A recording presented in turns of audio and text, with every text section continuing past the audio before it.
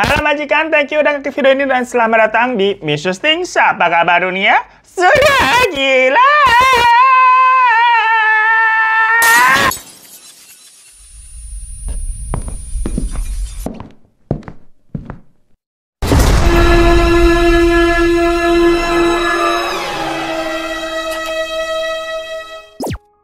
Assalamualaikum majikan, udah lama ya kita nggak teriak-teriak begitu, udah gila. Karena di misteri kali ini kita akan membahas sebuah kasus yang beneran apa kabar dunia sudah gila. Karena baru banget nih terjadi, tentang seorang remaja 14 tahun yang harusnya minggu-minggu ini setahu gue anak-anak SMP SMA tuh pada lagi ujian sekolah ya. Tapi si remaja ini malah ditangkap polisi karena berusaha menghabisi ayah, ibu, sama neneknya. Perkara katanya dia mendapatkan sebuah bisikan gaib. Nah kan, serem banget. Jadi pada hari Sabtu tanggal 30 November 2024 kemarin, di perumahan Taman Bona Indah, Lebak Bulus, Cilandak, Jakarta Selatan yang deket nih dari tempat kita nih, itu mendadak heboh. FYI aja, perumahan Taman Bona Indah ini sebenarnya perumahan lama yang kondisinya sehari-hari mah bisa dibilang rapi, tenang, dan terjaga dengan baik karena ada satpam yang memang bertugas 24 jam di sana. Namun di hari Sabtu itu sekitar jam 2 pagi, gengs, dini hari, warga perumahan sekitar Blok B itu samar-samar kok mendengar ada suara orang teriak-teriak minta tolong. Nah makin lama suara teriakannya makin terdengar jelas. Karena penasaran, tetangga yang pada kebangun karena teriakan itu langsung keluar rumah untuk ngecek melihat ada apa. Takutnya kan ada kebakaran, perampokan, atau yang lainnya gitu ya. Ternyata begitu dicek, ada seorang penghuni di rumah Blok B612 bernama Ibu Mita yang berusia 40 tahun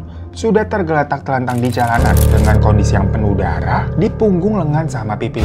Namun saat itu dilihat sebenarnya kondisinya Bu Mita ini masih sadar. Tapi ya serem aja, bajunya udah merah semua itu. Warga yang ngeliat kondisi Bu Mita seperti itu langsung saling koordinasi nih. Ada yang lapor satpam, ada yang lapor polisi, dan ada yang langsung ngurusin Bu Mita juga dibawa ke rumah sakit sambil berusaha mencari tahu ini sebenarnya ada apa. Tapi berhubung kondisinya Bu Mita ini lumayan parah, jadi yang terpenting kala itu Bu Mita ini dilarikan dulu lah ke rumah sakit Fatmawati menggunakan mobil pribadi dari warga setempat ya, untuk segera mendapatkan perawatan. Nah ini pentingnya bertetangga tuh seperti ini gengs. Jadi kalau ada apa-apa nih gercep nih bisa nolongin. Sementara satpam perumahan itu berhasil menangkap seseorang dengan gelagat yang memang mencurigakan tuh di sekitaran Blok A. Tadi kan kejadiannya di Blok B, dimana orang yang mencurigakan itu tuh terlihat di CCTV lagi berusaha ngeloncatin tembok pembatas perumahan tuh ke area luar. Ya dikiranya kan itu maling, rampok, atau apa gitu kan. Dan pas ketangkap, ternyata itu adalah anaknya dari Bu Mita sendiri yang berinisial MAS atau Mas ya kita panggilannya. Karena di berita juga masih pada pakai inisial perkara anak ini masih di bawah umur 14 tahun. Nah yang bikin satpam kaget, di sekujur tubuh sama bajunya Mas ini penuh darah semua. Dia pun langsung diamankan tuh sama satpam setempat sembari nunggu polisi datang. Nah waktu lagi nunggu tuh, warga juga langsung pada ngecek ke dalam tuh ke rumahnya Bu Mita tadi. Karena warga tahu di dalam rumah itu harusnya ada ayah, ibu, anak mereka tadi tuh Mas sama nenek. Yang ternyata dari depan garasi pun sudah terlihat banyak bercak darah tuh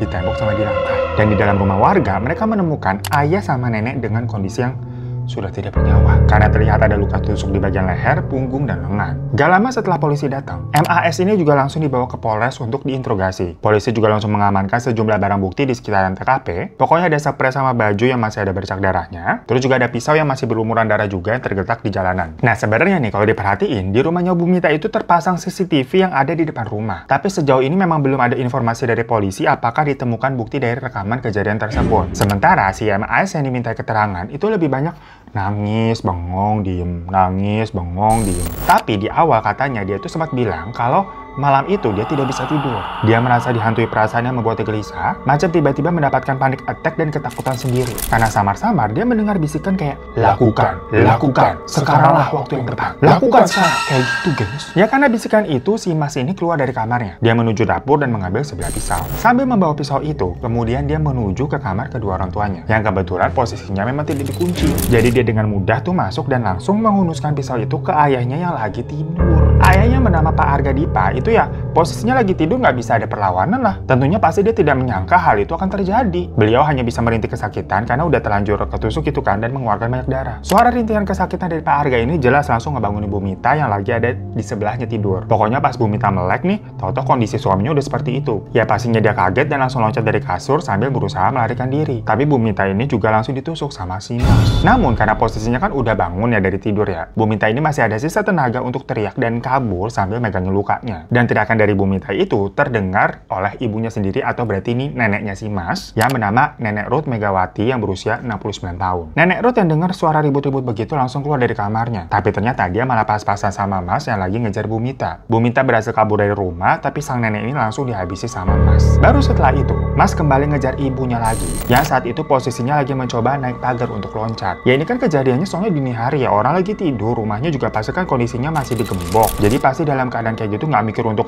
ngambil kunci gemboknya dulu lah, udah buru-buru aja kabur. Nah masalahnya, model dari pagar rumahnya itu tuh yang atasnya ada tajam-tajam gitu loh, gengs. Terus bawahnya juga ditutup rapat pakai fiber plastik. Yang mana maksudnya nggak ada ancek-ancekan buat kaki ini manjat. Alhasil berarti nih Bu Mita kesulitan kan untuk manjat. Ya namun di samping itu juga kalian bayangin aja, ini ibu-ibu berusia 40 tahun bangun tidur langsung kena tusuk anaknya dan masih harus langsung tuh lari lompat pagar gitu, jadi pasti nggak lincah ya. Makanya di pagar tersebut Bu Mita nih sempat nyangkut. Nah di situasi seperti itu Bu Mita langsung ditusuk lagi sama Mas. Ngeri banget nggak sih, kayak adegan di film Scream gitu loh, gengs. Jadi kayak mau lari kabur di pagar, nyangkut lagi. Untungnya Bu Mita berhasil lepas dari sangkutannya tadi dan terjatuh ke jalanan yang ada di luar pagar. Dia pun langsung berlari dan meminta pertolongan. Tapi mungkin karena kehilangan banyak darah, Bu Mita ini juga udah nggak kuat lari lagi. Beliau pun ambruk di tengah jalan. Dan setelah Bu Mita ini berhasil kabur, Mas ini kayak baru tersadar, kayak loh, apa yang terjadi barusan?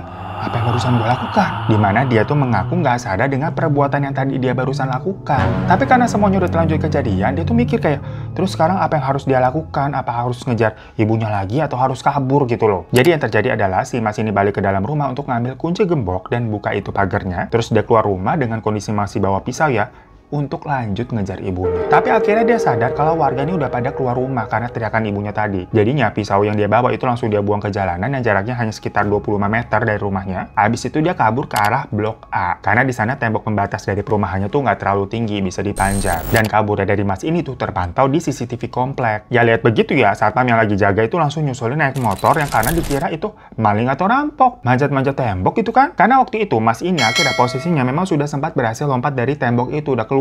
Dia lari juga ke arah lampu merah yang ada di dekat perumahan itu, tapi akhirnya tetap kekejar sama satpam karena kan naik motor. Ya udah dari situ Mas ini dibawa balik ke pos satpam untuk diamankan sementara. Sementara itu Pak Arga sama Nenek Ruth itu dibawa ke RS Polri Kramat Jati untuk dilakukan otopsi. Tapi pada siang harinya setelah proses otopsi ini selesai dilakukan, Pak Arga sama Nenek Ruth dikembalikan ke keluarga untuk bisa dimakamkan. Kalau Pak Arga itu dimakamkan di pemakaman keluarga di daerah Bogor, sedangkan Nenek Ruth ini dimakamkan di TPU Tanah Kusir karena biar satu liang lahat ya sama almarhum suaminya. Sementara kalau Bu Mita ini masih dirawat di rumah sakit. Nah, kesaksian dari warga mengenai keluarga ini, kalau Nenek Ruth itu katanya dikenal sebagai sosok yang aktif dan suka bersosialisasi. Nenek Ruth ini bahkan aktif di kepengurusan majelis masjid dan taruna setempat. Beliau soalnya dipercaya jadi bendahara yang mengelola uang kas warga, ya untuk keperluan perawatan sarana dan prasarana perumahan, kayak masjid, taman, ada lapangan bulu tangkis juga di sana, sama fasilitas lainnya lah. Sementara kalau Pak Arga sama Bu Mita sendiri itu dikenal sebagai warga yang ramah dan murah senyum kok. Tapi kalau si Mas sendiri itu memang katanya jarang terlihat. Ya paling kelihatannya di jam-jam berangkat sama pulang sekolah aja, sisanya di dalam rumah. Meskipun begitu, sang nenek sama sang ibu itu kan pasti suka cerita-cerita ya ke warga, kayak macam kalau misalkan anak atau cucu mereka berprestasi, kan kayak lagi ngobrol, oh iya si Mas ini juga gini-gini gitu loh. Nah dikatakan kalau Mas ini memang anak yang pintar, gengs. Karena di usianya 14 tahun, dia itu udah kelas 1 SMA. Soalnya dia ikut program akselerasi, jadi dipercepat. Lanjut, di hari Minggu siang 1 Desember kemarin, pihak kepolisian kembali datang ke TKP yang kondisinya masih sama seperti terakhir kali ya, karena memang sengaja nggak disentuh dan dikasih polis lain juga. Tujuan mereka ke sana itu untuk membawa 4 sugar glider peliharaan di dalam rumah tersebut, karena memang laporan dari tetangga tuh, mereka tahu kalau keluarga itu memelihara hewan tersebut. Dan pastinya kan belum ada ngasih makan dari kemarin. Yaitu rumah kan dipasang polis lain, jadi warga nggak ada yang berani masuk juga untuk sekedar ngasih makan gitu, takutnya mengacaukan pemeriksaan. Jadi mereka lapor ke polisi aja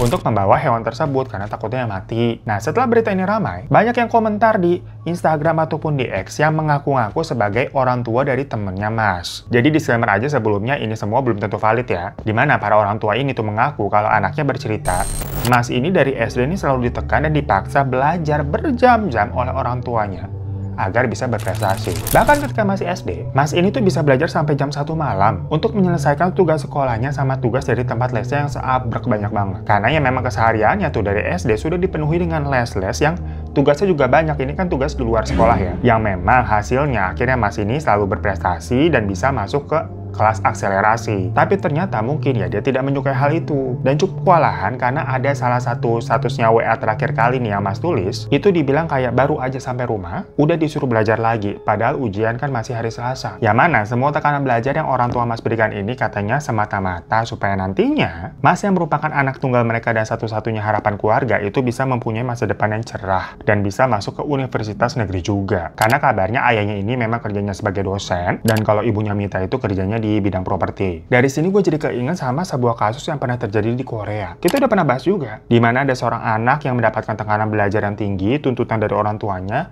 malah menyebabkan anak itu menjadi depresi. Dan dari kejadian yang baru terjadi ini, kasusnya si Mas itu makin dramatis karena waktu si Mas ditangkap, kan kondisinya lagi berdarah-darah. Nah, dia itu memakai baju yang bertulisan I need more space. Seperti menggambarkan keadaan kalau memang suasana hatinya itu mungkin butuh ruang untuk istirahat, butuh waktu untuk bernafas atau santai lah istilahnya. Namun ya pada saat ini belum ada kepastian apakah Mas ini sedang mengalami depresi atau seperti apa. Ya karena polisi juga masih mendalami terus tuh motif dari kejadian ini. Yang jelas untuk saat ini, hasil tes urinnya Mas tuh negatif. Maksudnya nggak ada tanda-tanda kalau dia tuh dibawa pengaruh obat-obatan gitu, nggak ada. Dari isi-isi di handphonenya juga normal semua. Maksudnya tidak terdapat kayak dia mengunjungi situs apa gitu kan, yang men-trigger dia ataupun terinspirasi yang aneh-aneh gitu, nggak ada. Penyidik pun juga telah bekerja sama Apsifor atau Asosiasi Psikologi Forensik Indonesia untuk mendalami kasus ini. Karena kan di sini pelakunya tuh di bawah umur, yang masih 14 tahun. Jadi pasti selama proses penyidikan ini bakal terus didampingi sama seorang psikolog. Dan posisinya pada saat ini, Mas itu juga tidak ditahan di penjara, tapi masih dititipkan di rumah aman atau safe house istilahnya. Karena itu memang hasil koordinasi dengan Komisi Perlindungan Anak, mengingat lagi-lagi Mas ini di bawah umur. Dan selama berada di rumah aman itu, dia juga selalu didampingi sama tantenya atau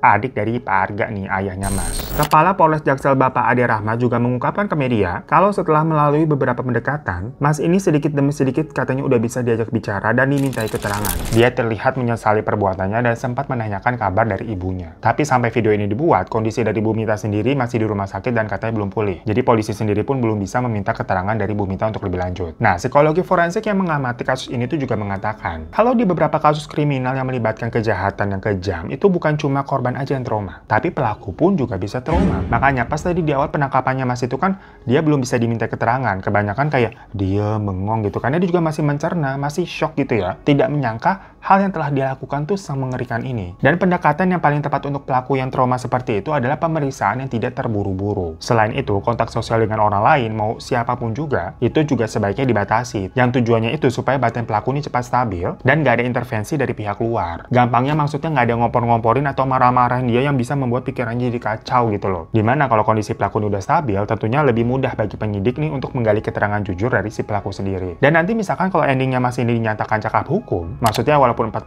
tahun tapi perbuatannya memang dianggap masuk ke dalam hukuman berat, dia itu bakal dikenakan pasal 338 KUHP terkait pembunuhan berencana. Yang mana di Indonesia, buat anak-anak di bawah umur, hukuman sejahat dan sebiadab apapun itu maksimalnya adalah 10 tahun penjara. Nah, mengamati kejadian ini, para kriminolog itu juga ikut berkomentar, yang katanya terlepas dari kondisi kejiwaan anak yang sampai tega nih ngabisin orang tuanya ataupun neneknya sendiri, anak-anak yang telah melakukan tindakan kriminal itu biasanya didasari sama 3 hal. Pertama, dari pola asuh orang tua. Karena bisa jadi anak melakukan tindakan kriminal itu karena pola asuh orang tua yang terlalu otoriter, yang bikin si anak nih ngerasa stres karena ngerasa selalu ditekan. Ya ditekan untuk bisa selalu berprestasi, harus selalu yang jadi terbaik, dimana anak ini merasa hak-haknya tidak terpenuhi, salah satunya hak untuk menyampaikan pendapat dan menentukan pilihannya sendiri. Misalnya setiap si anak mau ngasih pendapat nih, orang tuanya nggak pernah mau dengerin atau nggak mau terima masukan karena ngerasa pendapat dari orang tuanya udah paling benar. Mereka merasa yang paling tahu karena hidup udah lebih lama dan tahulah yang terbaik buat anak sendiri. Sampai orang tua juga sering lupa kalau anak ini punya keinginan dan mimpinya sendiri. Ya akhirnya si anak nih jadi merasa tidak dianggap. Yang kalau udah nggak tahan dengan kelakuan orang tuanya, akibatnya si anak nih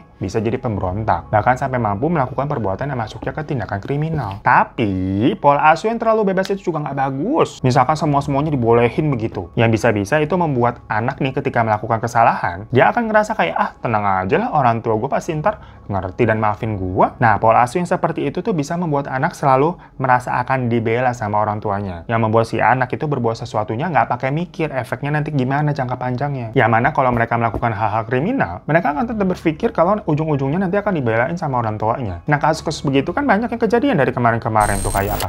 Mario Dandi, sampai yang Ronald Tanur kemarin tuh yang lindes pacar tapi dibela abis-abisan sama ibunya sendiri sampai nyuap hakim. Terus lanjut, faktor yang kedua yang bisa membuat anak melakukan tindakan kriminal itu adalah kurangnya dukungan dari lingkungan sosial dan lingkungan dari pertemanannya sendiri. Misalnya si anak di sekolah gimana, dia suka membuli temennya atau malah dia jadi korban bully apa enggak? Teman-temannya pada kasar nggak sikapnya, cara bicaranya juga. Karena kita udah tau lah namanya pergaulan itu hal yang paling gampang menginfluence kita waktu zaman-zaman sekolah kan. Namanya juga masih anak-anak, kita juga dulu labil. Ya Allah, berasa paling paham parenting itu yang ngomongnya ya. Enggak gengs, ini semua infonya kita juga dapat pas lagi nyari-nyari berita ini. Ini kan dari pakar kriminolog sama psikologi. Yang mana disebutkan juga tuh yang gue baca, apapun faktor, penyebab dan motif anak melakukan kejahatan, seorang anak ini tetaplah anak yang merupakan seorang korban dari kegagalan pola asuh dan lingkungan sekitar. Intinya mah maksudnya faktor eksternal sangat berpengaruh ya, didikan orang tua gitu loh. Ya soalnya memang menurut data-data yang ada itu menunjukkan kalau kebanyakan anak yang melakukan tindakan kriminal itu disebabkan oleh hubungan sosial yang nggak baik, termasuk konflik berkepanjangan dengan orang-orang di sekitarnya. Intinya gampangnya punya masalah dengan eksternal gitu, bukan hanya pergolakan batin diri sendiri. Yang untuk di case-nya Mas ini maksudnya diduga dia punya konflik yang tidak tuntas dengan orang tuanya. Ingat teman cerita yang kemarin, sakit hati yang paling sulit diteriakin itu kan sakit hati dari anak ke orang tua. Karena kalau misalkan kita marah dengan orang tua itu kan